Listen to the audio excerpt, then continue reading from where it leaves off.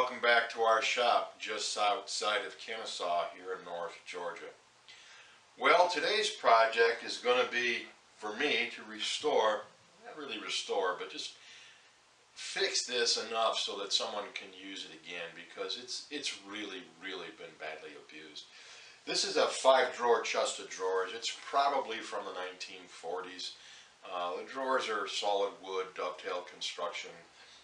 This is in a mahogany veneer over solid wood format. This piece was in a family that abused the living daylights out of it. It almost looks like they used it for target practice for throwing chunks of firewood at. It's just horribly beat.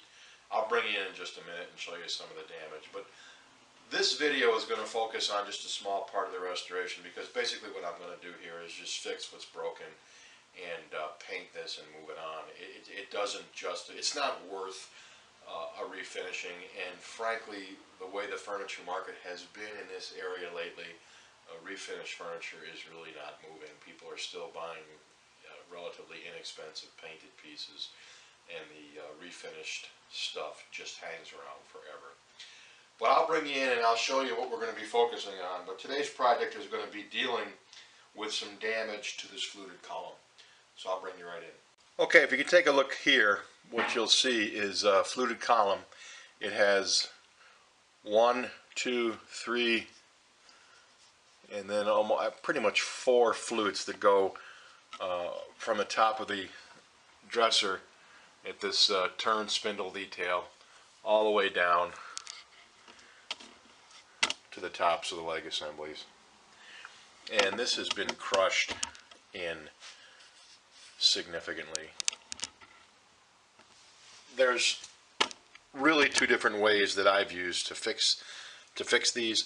The first one is to take a chisel and cut each of these out, and then using a little gauge that I have, and I'll show you, measuring each of these, locating hardwood dowels that are the same diameter. I can put the hardwood dowels on the belt sander, which will flatten them out, and then I inlay them in here and then fill any gaps with wood filler, and then either refinish or paint over them. The second way to do this is to fill this with epoxy and then mold this so that the epoxy takes the shape of the missing wood.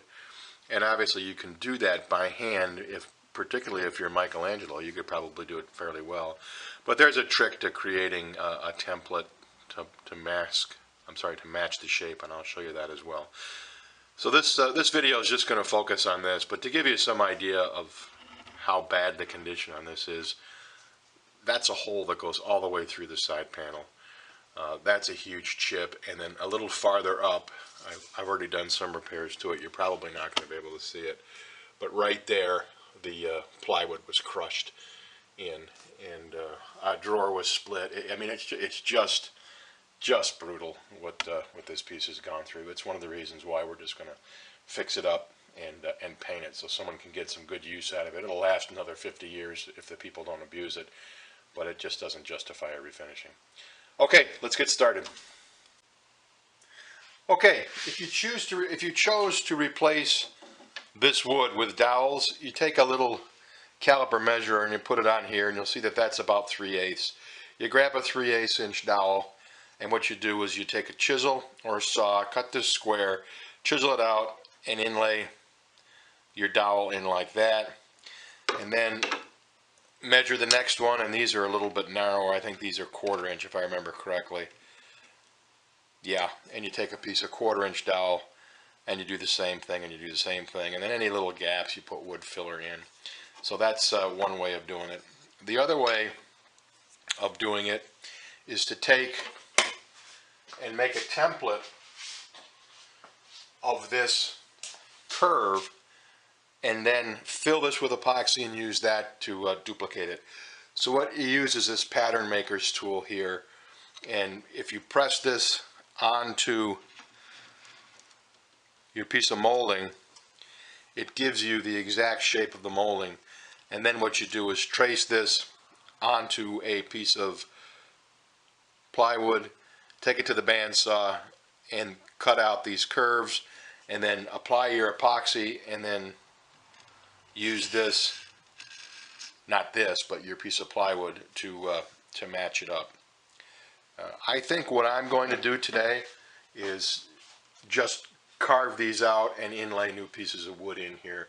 I'm not in the mood to play around with too much epoxy. I'm going to have to use enough Bondo on this piece as it is.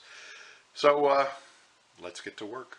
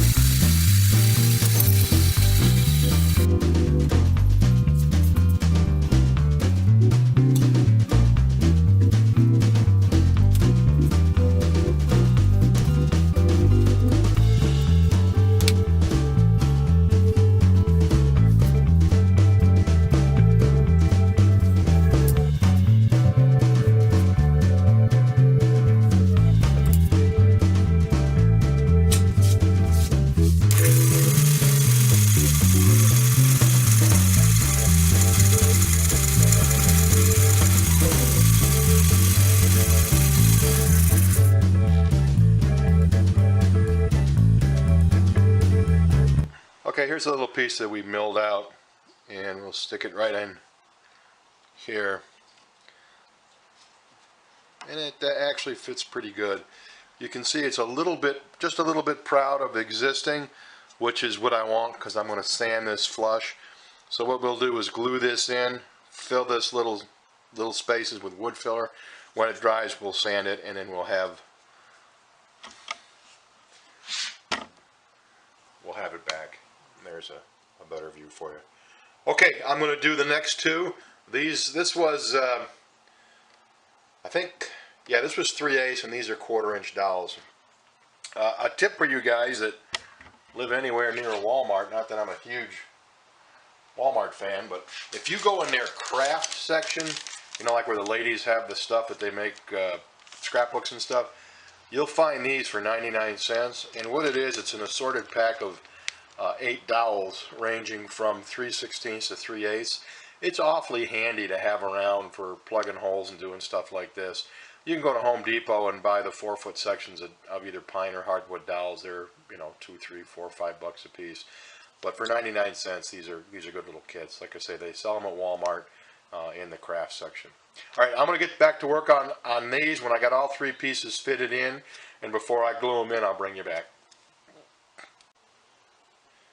And here's our 3 pieces milled out and wedged into place. As I said before, you know, I've left them a little bit proud for sanding, and any of these little gaps here I'm not too worried about. We'll just fill those in with filler, because remember, this is going to be painted. Before you glue these in, you just want to make sure that these things are parallel with the other ones and they're not a little bit cocked. But that's how we're going to do it. So I'll get these glued in, and we'll move on to some other repairs.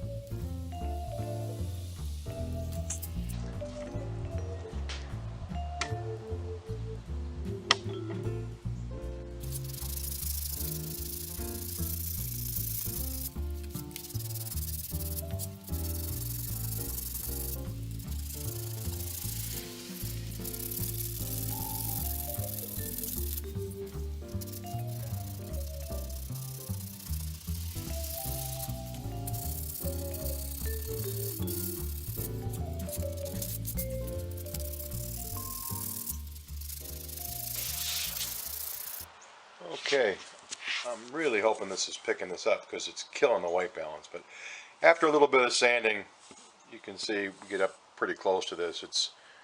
It's looking real good.